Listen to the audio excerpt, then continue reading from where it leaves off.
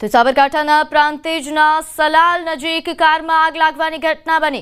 અહીં કારમાં અચાનક આગ ભભૂકી ઉઠતા અફરાતફરી મચી ગઈ। જો કે કાર ચાલક સમય સૂચકતા વાપરીને ઉતરી જતા તેનો આબાદ બચાવ થયો, પરંતુ કાર આગમાં બળીને ખાખ થઈ ગઈ। ફાયરની ટીમ સ્થળ પર પહોંચી અને આગને કાબૂમાં લેવામાં આવી। તો ઘટનાની જાણ થતાં જ ફાયર વિભાગની ટીમ પહોંચી હતી। હાલ આગ કે જે કાબૂમાં આવી ચૂકી છે। કારમાં આગ લાગતા જ અફરાતફરી મચી હતી। જો કે કાર ચાલક સમયસર નીચે ઉતરી જતા તેનો આબાદ બચાવ થયો। આગ લાગતા જ કાર એ જ્વાળાઓમાં લપેટાઈ જેના દ્રશ્યો પણ સામે આવ્યા છે। કાર સંપૂર્ણ બળીને ખાક। હાલ સમય થયો છે એક નાનકડા વિરામનો।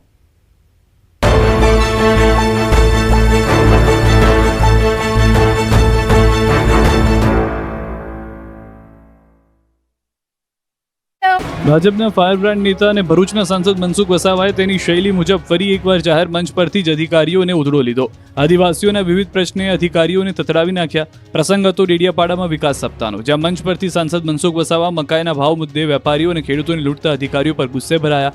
વેપારીઓ પણ ચીમકી આપી કે આદિવાસીઓને લૂંટવાનું બંધ કરો। મામલતદાર સાહેબ, ટીડર સાહેબ, આના સાથે જે અધિકારી જોડીને કહી દો, એવા વેપારીને કાં તો કેસ કરો। ચાલો અહીંયા આદિવાસીને છેતરવા આવ્યા છે, એ તો બંધ કરી દેવું પડે ભાઈ। તો સાંસદ મનસુખ વસાવા આટલેથી જ અટક્યા ન હતા। આદિવાસીઓના વીજ જોડાણ કાપી નાખવા મુદ્દે ગુસ્સે ભરાયેલા સાંસદે મામલતદારને કહ્યું કે તમે મામલતદાર છો તો ગામના રાજા નથી। એમનો વીજ કનેક્શન કાપી નાખ્યું છે ભાઈ, આ બહુ ગંભીર બાબત છે। પછી અધિકારીઓ એમ ના કે મનસુખ એમને તતડાવે છે। જે બી હોય તો અમારો સંપર્ક કરો ભાઈ મામલતદાર સાહેબ, આ બધું નહીં ચાલે। તમે મામલતદાર થઈ કે અહીંયા તાલુકાના રાજા નથી, એટલું સમજી લેજો। કોઈ ગરીબ લોકોને રંજાડવાનું એક કોઈ સંજોગોમાં ના ચલવી લે। મામલતદાર ટીડીઓ બાદ મનસુખ વસાવાએ કલેક્ટરનો પણ ઉધડો લીધો। પ્રોજેક્ટ્સ લાવતા પહેલા પદાધિકારીઓને વિશ્વાસમાં ન લેવાતા સાંસદે કલેક્ટરને સીધી ચેતવણી આપી કે કલેક્ટર અહીંનો રાજા નથી, અમને છંછેડવા નહીં, બાકી જોઈ લેજો પછી। કલેક્ટરને પણ કહી દો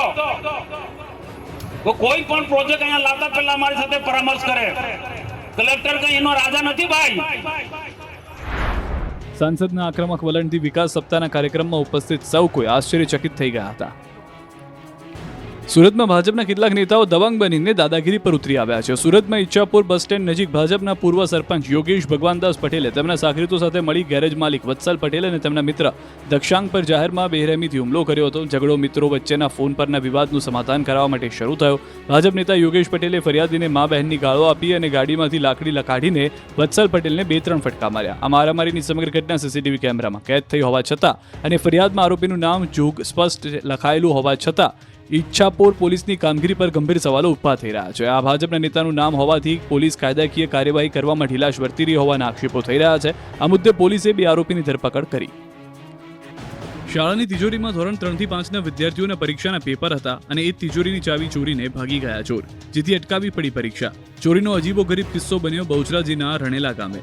ગત મધરાતે ગામમાં આવેલી સરકારી શાળામાં તસ્કરો ચોરી કરવા ઘૂસ્યા। આ દરમિયાન તેઓ સીસીટીવી કેમેરાનું રિસીવર, ટીવી, લેપટોપ સહિતનો સામાન ચોરી કરી ગયા, જ્યારે અન્ય તિજોરીઓના ન ખુલતા તેની ચાવીઓ લઈ ફરાર થઈ ગયા। વાતની જાણ તો ત્યારે થઈ કે સવારે શાળાએ રાબેતા મુજબ બાળકો પરીક્ષા આપવા માટે પહોંચી ગયા।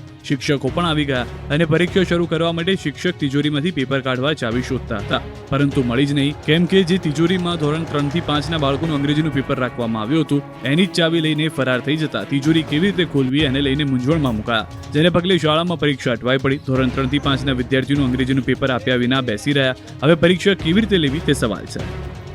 ટ્રાફિકથી ધમધમતા વિસ્તારમાંથી એક ચોર માત્ર 40 સેકન્ડમાં જ બાઇકની ચોરી કરી રફુચક્કર થઈ ગયો। થોડા દિવસે સતત ચહલ પહલવાળા વિસ્તારમાં એક બાઇક ચોર આવે છે અને એક શોરૂમની બહાર પાર્ક કરેલી બાઇક ઉઠાવીને જતો રહે છે। દ્રશ્યોમાં જોઈ શકાય છે કે એક શોરૂમની બહાર એક ચોર આવે છે, એક પાર્ક કરેલા બાઇક પાસે ઊભો રહે છે, કોઈને શંકા ન જાય અને પોતાની જ બાઇક હોય તે રીતે બાઇક પર બેસે છે। પછી નકલી ચાવી ભરાવીને કોઈને જાણ પણ ન થાય તે રીતે બાઇક ચાલુ કરી ભાગી જાય છે, જ્યારે બાઇક માલિકે પોતાના બાઇક ન જોતા સીસીટીવી તપાસ્યા બાદ ચોરીની જાણ થઈ। ચોરીની આ ઘટના બની વડોદરાના બાપોદ પોલીસ વિસ્તારમાં। પોલીસ સ્ટેશનની નજીકથી ચોરી થતા પોલીસની કામગીરી પર સવાલ ઉઠ્યા। પતિએ પત્નીને પૈસા ન આપતા પત્નીએ પતિને જીવતો સળગાવી નાખ્યો. હચમચાવી નાખનાર સનસનીખેજ ઘટના બની ભુજના સામત્રામાં. નાણાંના મુદ્દે પત્ની અને પતિ વચ્ચે ઝઘડો થયો. આ ઝઘડાએ ઉગ્ર સ્વરૂપ ધારણ કરતા આરોપી પત્ની કૈલાસે પતિ ધનજીભાઈ પટેલને ઘરના ગેરેજમાં લઈ જઈ તેના પર આગ ચાંપી દીધી.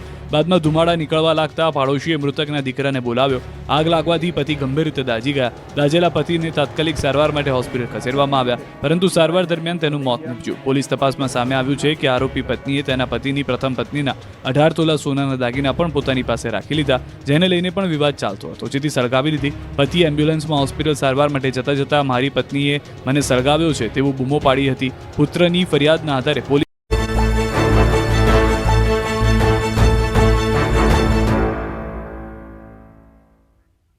વિરામ બાદ આપનું સ્વાગત છે. આગળ વાત કરીએ શાસન ગીર જંગલ સફારીની ટિકિટનું બલ્કમાં બુકિંગ કરી ઊંચા ભાવે ઓનલાઈન વેચાણ કરવાનું કૌભાંડ સામે આવ્યું છે. ગાંધીનગર સાયબર ક્રાઇમે અનધિકૃત બુકિંગ કરનારા 3 શખ્સની ધરપકડ કરી છે. આરોપીને ગીર લાયન સફારીની ટિકિટ વેચવા નકલી વેબસાઇટ આરોપીઓએ બનાવી હતી, જેના પર 3 ગણાથી 8 ગણા ભાવે ટિકિટનું વેચાણ કરતા હતા. પોલીસ તપાસમાં 12,800 જેટલા બુકિંગ અનઅધિકૃત રીતે થયા હોવાનું સામે આવ્યું. ઈ પરમિટના આધારે બોગસ અને બલ્ક બુકિંગ કરતા અને ટિકિટોની કૃત્રિમ અછત ઊભી કરતા હતા. પોલીસે એબી ટૂર્સ એન્ડ ટ્રાવેલ્સ તેમજ નાઝ ટ્રાવેલ્સના માલિક સહિત 3ની ધરપકડ કરી છે, તો સરકારી ટુરિઝમ વેબસાઇટ પરથી જ બુકિંગ કરવા માટે અપીલ કરી. કૃત્રિમ અછત ઊભી થાય તે માટે ભેળસેળતા નામવાળી નવી વેબસાઇટ ઊભી કરવામાં આવી છે. તેના પરથી લોકોને લુભાવીને ટિકિટ બુક કરવામાં આવી રહી છે. હવે એમાં એવું કરે છે આ લોકો કે જેટલો બી ભાવ છે આ જગ્યાએ એના કરતાં વધારે ભાવમાં ટિકિટ વેચે છે, એડવાન્સમાં ટિકિટ વેચે છે અને લાસ્ટ ટાઈમ પર કૃત્રિમ અછત ઊભી કરીને પણ વધારે પડતી ટિકિટના ભાવ પર ટિકિટ વેચે છે. એબી ટૂર્સ એન્ડ ટ્રાવેલ્સ, એક છે નાઝ ટૂર્સ એન્ડ ટ્રાવેલ્સ અને જેના દિલ્હી સાથે પણ લિંક્ડ છે, તો એ લોકોને પણ અમે પકડવામાં આવેલા છે. તો તેના મુખ્ય 3 આરોપીઓ છે આપણી સાથે. એક છે અલ્પેશ કુમાર મનસુખલાલ ભલાણી અમદાવાદથી, તેમજ સાસણગીરમાંથી પણ સુલતાનભાઈ ઉસ્માનભાઈ બલોચ તેમજ એજાજ નૂર મોહમ્મદભાઈ શેખ. તો આ 3 લોકોની ધરપકડ પણ કરવામાં આવી છે.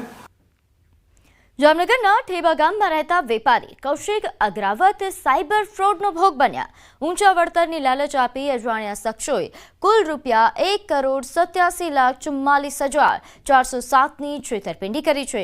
ઘટનાની વિગતવાર વાત કરીએ તો વેપારીને વોટ્સએપ પર મેસેજ આવ્યો, જેમાં ટ્રેડિંગ એડવાઇઝર તરીકે ઓળખ આપી અલગ અલગ કંપનીઓની સ્કીમમાં રોકાણ કરવાથી ઊંચું વળતર મળશે તેવી લાલચ આપવામાં આવી. વેપારીએ રોકાણ કરવાનું શરૂ કર્યું અને ત્યારબાદ વેપારીએ પોતાની બેંકના ખાતામાંથી મહારાષ્ટ્રની એક બેંક ખાતામાં મસમોટી રકમ ટ્રાન્સફર કરી હતી અને ત્યારબાદ અચાનક કંપની બંધ થઈ જતા તેમની સાથે ફ્રોડ થયાનું જાણ થયું અને પોલીસ સ્ટેશનમાં તેમણે ફરિયાદ નોંધાવી.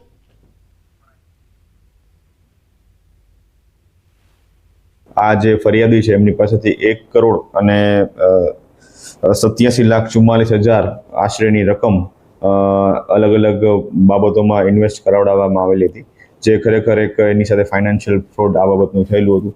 જે અંગે સાયબર ક્રાઇમ પોલીસ સ્ટેશન દ્વારા આ બાબતની ગંભીરતાને જોતા સાયબર ક્રાઇમ પોલીસ સ્ટેશનમાં કુલ ભારતીય ન્યાય સંહિતાની કલમ 316(5), 336(3), 318(4), 61(2) તેમજ આઈટી એક્ટની કલમ 66C અને 66D મુજબનો ગુનો નોંધવામાં આવેલો છે.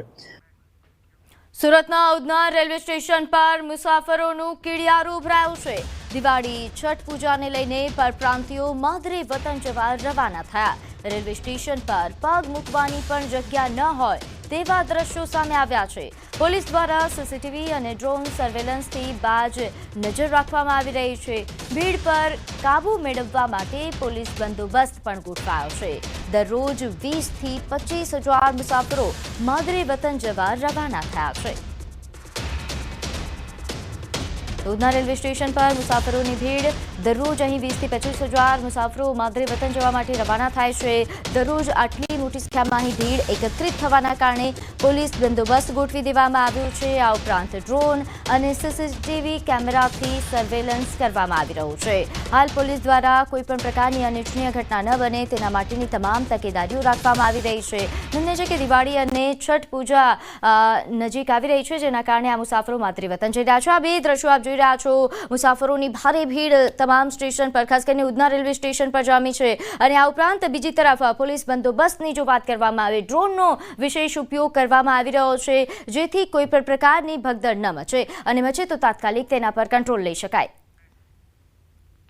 આગળ વાત કરીએ, ગોંડલ માર્કેટિંગ યાર્ડમાં દિવાળીના તહેવારને લઈને 8 દિવસ રજા જાહેર કરાઈ. આ દિવસોમાં યાર્ડમાં તમામ જણસીની આવક તેમજ હરાજીનું કામકાજ બંધ રહેશે. માર્કેટિંગ યાર્ડમાં દિવાળી વેકેશન અંગે જે રજા રાખવામાં આવે છે એ તારીખ 19/10/2025 અને રવિવાર એટલે કાળી ચૌદસથી લઈ અને 26/10/2025 એટલે લાભ પાંચમ સુધી માર્કેટિંગ યાર્ડનું 8 દિવસ સંપૂર્ણ કામકાજ બંધ રહેશે. સમાચારોમાં હાલ બસ આટલું જ. આપ જોતા રહો ન્યૂઝ 18 ગુજરાતી. નમસ્કાર.